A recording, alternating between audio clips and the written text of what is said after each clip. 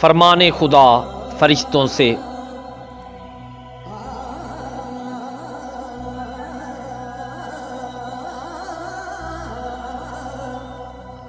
اٹھو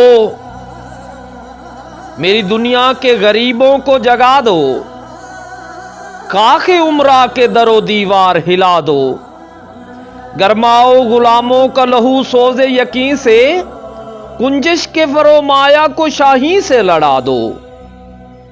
سلطانی جمہور کا آتا ہے زمانہ، جو نقش کہن تم کو نظر آئے مٹا دو۔ جس کھیت سے دیکاں کو میسر نہیں روزی، اس کھیت کے ہر خوشہ گندم کو جلا دو۔ کیوں خالق و مخلوق میں حائل رہیں پردے، پیران کلیسا کو کلیسا سے اٹھا دو۔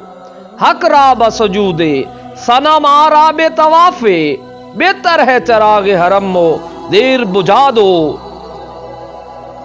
میں ناخوش و بیزار ہوں مر کی سلوں سے، میرے لیے مٹی کا حرم اور بنا دو۔ تہذیب نوی کارگہ شیشہ گراں ہے، آداب جنوں شاعر مشرق کو سکھا دو۔